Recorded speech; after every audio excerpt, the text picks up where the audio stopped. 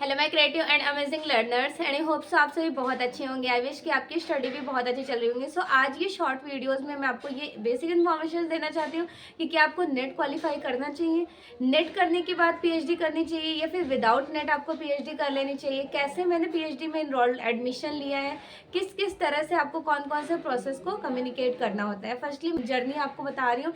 मैंने BFA MFA करने के बाद 2 टाइम्स नेट क्वालिफाई किया। देन आफ्टर क्वालिफाइड नेट फिर मैंने एंट्रेंस एग्जाम क्वालिफाई किया, specially central university PhD level. तो पीएचडी जब भी आप करें आप फोकस्ड रहें, आप नेट के बाद अच्छी यूनिवर्सिटी से पीएचडी करने की कोशिश करें। पहले फर्स्ट प्रेफरेंस मैं आपको दूंगी सेंट्रल यूनिवर्सिटी के लिए, सेकेंडरी स्टेट, बट ज़्यादा से ज़्यादा आप कोशिश कीजिए कि सेंट्रल यूनिवर्सिटी से कीजिए। उससे क्या बेनिफिट्स होता है, एचआर में आपका एक्स्ट्रा मार्क्स बाकी यूनिवर्सिटीज़ के कंपेयर में जब आप सेंट्रल यूनिवर्सिटी से पीएचडी सबमिट करोगे देन आपको 30 मार्क्स मिलेंगे। यूजीसी नेट क्रैक्ड है आपको 5 मार्क्स मिलेंगे, जेआरएफ है आपको 7 मार्क्स मिलने वाले हैं। और उसके बाद आपका ग्रेजुएशन और मास्टर्स लेवल भी देखा जाता है, बट एकेडमिक क्वालिफिकेशंस भी ऑल ओवर सबको इंक्लूडेड करने के बाद एक कंप्लीट प्रोफेसर, उसके बाद आप कैसे प्रोफेसर बनेंगे। देखिए जस्ट ओनली आपके पास नेट की सर्टिफिकेट्स हैं। मैं 2 टाइम्स नेट क्वालिफाइड हूँ। मैंने इतने कम टाइम ड्यूरेशन में कैसे नेट क्वालिफाई किया उसकी पूरी जर्नी आपके साथ शेयर करूँगी। अगर आप मुझसे कुछ हेल्प लेना चाहते हैं तो साइड में मेरा नंबर मेंशन्ड है, जो भी हेल्प चाहिए होगी आप बताइएगा। ज़्यादा मुश्किल नहीं होता है यूजीसी नेट क्रैक करना। नेट के लिए मैंने किस पर ज़्यादा फोकस किया था, देखिए एक बेसिक इन्फॉर्मेशन आपको बता रही हूँ। जब भी कोई भी स्टूडेंट अगर उनको नेट जेआरएफ लेवल पे सिलेक्शन लेना है उनको पेपर फर्स्ट पेपर सेकंड दोनों को लेकर चलना है, क्योंकि just not only focused on the paper first. आप पेपर फर्स्ट से ही सिर्फ सिलेक्शन नहीं ले सकते हो, या फिर अपने फाइन आर्ट्स से सिलेक्शन लेने को ले लेंगे। जब आपका अपना फाइन आर्ट्स बहुत ज़्यादा स्ट्रॉन्ग होगा देन आपको नेट ही मिलना है। अगर जेआरएफ लेवल चाहिए तो आपको पेपर फर्स्ट और पेपर सेकेंड दोनों पर फोकस्ड रहना है। अब देखिए नेट की तैयारी कैसे करनी है। बहुत आप लोग नर्वस हो जाते हैं, मैम नेट बहुत डिफिकल्ट है। It's not too much difficult, बहुत मुश्किल नहीं है। हाँ बहुत इजी भी मैं नहीं कहूँगी, क्योंकि इनको आपको वक्त देना होता है, टाइम स्पेंड करना होता है, चीज़ों को एनालिसिस करना होता है, कंप्लीट टाइमलाइन पूरी वर्ल्ड की थ्योरीज देखनी होती है फाइन आर्ट्स फील्ड में, राइट। सब कुछ अच्छे से तैयार करना होता है। Then PYQ is a very mandatory. जो भी स्टूडेंट अगर नेट की तैयारी कर रहा है स्पेशली हमारे फाइन आर्ट्स फील्ड में या फिर अदर फील्ड में, वो भी अपनी कोई भी आप किसी भी फील्ड से बिलोंग करते हैं, प्रीवियस ईयर क्वेश्चन पेपर तो आपको 100% बहुत अच्छे से सॉल्व करके जाना है, सिर्फ पढ़ कर नहीं जाना है। जो 4 ऑप्शंस होते हैं उनको भी आपको एनालिसिस करना है, इन डेप्थ एंड डिटेल पूरी थ्योरीज को अच्छे से कंसेप्ट को अपने क्लियर करना है। Then secondary thing paper first को भी आपको अच्छे से देख लेना है। 10 यूनिट्स होता है, आप उन 10 यूनिट्स में देखिए आपका कौन कौन सा सेक्शन बहुत ही स्ट्रांग है, उन सेक्शन पे फोकस्ड कीजिए, राइट। उसके बाद सिलेबस को आपको बहुत अच्छे से देखना है, क्योंकि सिलेबस से आपको पता चलेगा। जब आप सिलेबस देख लोगे फिर PYQ सॉल्व करोगे तो आपको एक आइडिया लगेगा कि अच्छा कैसे कैसे सिलेबस से क्वेश्चंस पुटअप किए गए हैं with the reference of PYQ से आपको हेल्प मिल जाने वाला है। देन आप जब भी स्टडी करें, स्पेशली JRF लेवल की तैयारी करें, नेट लेवल की तैयारी करें, तो आप क्या फोकस रहेंगे, आपको फोकस करना है कि जो भी चैप्टराइजेशन पढ़िए बिल्कुल क्रोनोलॉजिकल पढ़िए। ऐसा नहीं कि आज आपने ये टॉपिक पढ़ा कल कोई और टॉपिक उठा के पढ़ रहे हैं, तो इससे आप कंफ्यूज रहेंगे और आपका कंसेप्ट कभी क्लियर नहीं हो पाएगा। ये बात को तो आपको बहुत ज़्यादा ध्यान में रखना है। सेकंड पॉइंट ये आपको ध्यान रखना है कि आपको अगर नेट JRF की तैयारी करनी है तो कंसिस्टेंसी बनाए रखना है। डेली बेस पे आपको प्रैक्टिसेस करना है, मॉक टेस्ट लगाने हैं।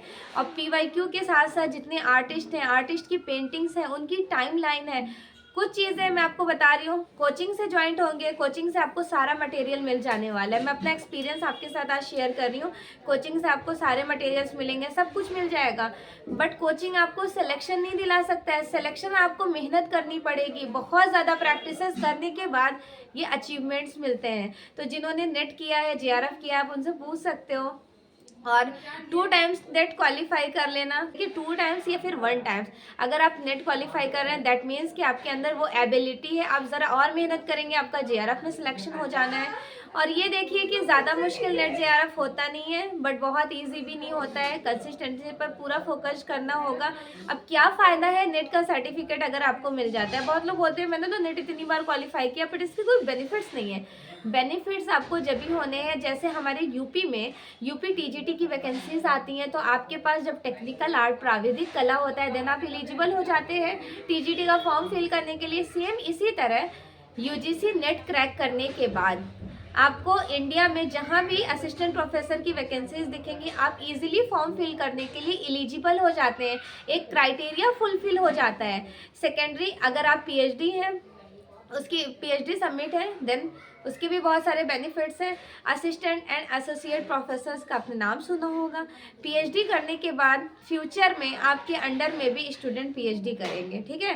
और अगर आप पीएचडी नहीं है तो फिर आपके अंडर में कैसे वो करेंगे, ये बेनिफिट्स होता है पीएचडी करने का।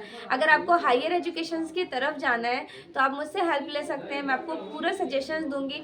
मेरा एक्सपीरियंस ये है, मैंने BFA MFA सेंट्रल यूनिवर्सिटी से किया, मैं BFA की गोल्ड मेडलिस्ट रही थी। देन मैं मास्टर्स के बाद नेट की प्रिपरेशन की। नेट के टाइम बिहाइंड में मैंने अपना एक स्कूल स्टेबल किया, मैं उसकी ऑनर हूँ।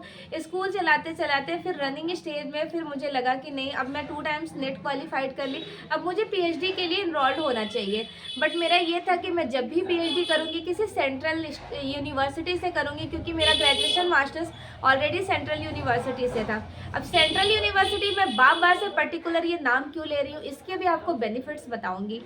सेंट्रल यूनिवर्सिटी से पढ़ने के लिए आपको एंट्रेंस क्वालिफाई करना होता है। एंट्रेंस क्वालिफाई करोगे देन आप एलिजिबल हो जाओगे।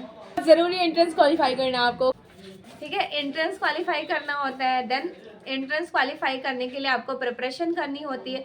अगर आप फ्यूचर में AMU का टारगेट बना रहे हैं कि मुझे AMU में ही एंट्रेंस क्वालिफाई करके BFA MFA करना है या फिर PhD करना है, तो वहाँ पे प्रॉपर पूरा आपका इंग्लिश लैंग्वेज में क्वेश्चन पेपर होता है। बाइलिंगुअल क्वेश्चन पेपर यहाँ नहीं होते हैं, तो पहले से आपको प्रिपरेशन अपनी स्ट्रॉन्ग कर लेनी होती है। यहाँ पर PhD लेवल पर जब आप जा रहे होते हैं 2 पेपर क्रैक करना होता है। एक पेपर फर्स्ट होता है, दूसरा पेपर सेकेंड। पेपर फर्स्ट में बेसिक आपका रिसर्च मेथोडोलॉजी, GK वगैरह या फिर साथ के साथ रीजनिंग के क्वेश्चंस पूछे जाते हैं। पेपर सेकेंड, फर्स्ट पेपर में 40 क्वेश्चंस आते हैं और टाइमिंग आपको मिलेगा 45 मिनट। सेकेंड पेपर भी 40 क्वेश्चंस आते हैं, टाइमिंग आपको 45 मिनट मिलने वाला है। जस्ट 45 मिनट का ये 2 पेपर होता है, 40 क्वेश्चंस होते हैं।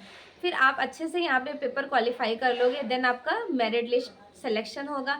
आफ्टर सिलेक्शन फिर आपका इंटरव्यू भी होना होता है। तो मैंने इंटरव्यू दिया, इंटरव्यू में किस तरह से मुझे प्रेजेंटेशंस बना के ले जाने थे, तो आपको मैं प्रॉपर अपना प्रेजेंटेशन सेकंड वीडियोस में शो करूंगी। मैंने प्रॉपर स्लाइड्स के हेल्प से बहुत अच्छी तरीके से प्रेजेंटेशन रेडी की थी। मैंने खुद सर्वे किया था, लाइक प्राइमरी या सेकेंडरी डेटा यूजेस किए जाते हैं, yes you know very well. मैं एक बेसिक रिसर्च के तौर पर अच्छे तरीके से सर्वे करके फिर उस प्रेजेंटेशन को रिप्रेजेंट की थी। तो कंप्लीट इन्फॉर्मेशन के लिए आपने सेकंड वीडियोस को ज़रूर देखिएगा।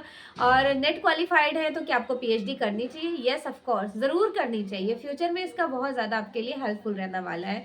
और अगर आपको फ्यूचर में गवर्नमेंट टीचर बनना है, ड्राइंग टीचर बनना है, TGT लेवल पर, PGT लेवल पर या फिर असिस्टेंट प्रोफेसर, तो उनसे कोई भी हेल्प अगर आपको चाहिए होगी तो आप मुझे डायरेक्टली बेझिझक कांटेक्ट कर सकते हैं। साइड में मेरा कांटेक्ट नंबर मेंशन है, आप मुझे मैसेज करें, इनबॉक्स में मैसेज करके आप इसी यूट्यूब चैनल पर ही सारे इन्फॉर्मेशन ले सकते हैं कि आपको और क्या करना चाहिए। अगर आपकी क्वालिफिकेशन बहुत अच्छी है देन आप रिसर्च की तरफ ही मुड़ जाए, उसके बाद आपको असिस्टेंट प्रोफेसर की तरफ बहुत हेल्प मिलने वाला है। सो आई थिंक आपको ये सारे पॉइंट्स अच्छे से समझ आ गए होंगे कि PhD करनी चाहिए कि नहीं करनी चाहिए। मास्टर्स करने के बाद नेट क्वालिफाई करना चाहिए, ये नहीं। अगर आपको असिस्टेंट प्रोफेसर फ्यूचर में बनना है, एसोसिएट प्रोफेसर बनना है, तो आपको रिसर्च ज़रूर करना होगा, PhD आप ज़रूर करें। अदरवाइज़ आपको TGT PGT लेवल पे टीचर बनना है तो आप बहुत मेहनत करें और previous like TGT level PGT level के लिए आप अप्लाई करें। इंडिया में बहुत सारे वैकेंसीज आते हैं, DSSB, Chandigarh, UP TGT PGT, Bihar हो गया, राजस्थान, हरियाणा, असम, इंडिया में बहुत सारे जगह वैकेंसीज आती हैं। अगर आपको प्रिपरेशन करनी है तो बैच ऑलरेडी स्टार्ट है, आप मेरे बैच से ज्वाइन होकर के पूरे कंप्लीट इन्फॉर्मेशन ले सकते हैं। उम्मीद करती हूँ कि आज ये वीडियोस उन स्टूडेंट के लिए बहुत यूज़फुल रहा होगा जो फ्यूचर में असिस्टेंट प्रोफेसर बनना चाहते हैं। किसी भी तरह की कोई हेल्प चाहिए तो कमेंट सेक्शन में मुझे कमेंट ज़रूर कीजिए। Thank you so much. और अगर आपको मॉक टेस्ट का प्रैक्टिस करना है तो मैं आपको कुछ सर्टेन अपने प्लेलिस्ट शो कर रही हूँ। प्रीवियस ईयर क्वेश्चंस पेपर बहुत अच्छे से सॉल्व कीजिएगा। यहाँ पर आप जब मेरे चैनल में जाइएगा, थोड़ा स्क्रॉल डाउन करके मेंशन किया है यूजीसी नेट, ठीक है। यूजीसी नेट के जो ये है यूजीसी नेट, इनका प्रीवियस ईयर बहुत अच्छे से पूरा आपको लगाना है इन डिटेल्ड में, और उसके बाद जितने भी मॉक टेस्ट वगैरह दिख रहे हैं वो सब प्रैक्टिस कर लीजिए। अगर आपको असिस्टेंट प्रोफेसर या फिर नेट जीआरएफ चाहिए तो मेहनत तो खैर बहुत करनी पड़ेगी, उसके लिए आप बिल्कुल बी प्रेजेंट रहिए और जो भी चीज़ें पढ़िए with the help of pictography, photos देखकर विजुअलाइजेशंस के थ्रू पढ़िएगा, तो उससे आपका कंसेप्ट बहुत ज़्यादा अच्छे से क्लियर हो जाने वाला है। Okay everyone, thank you so much.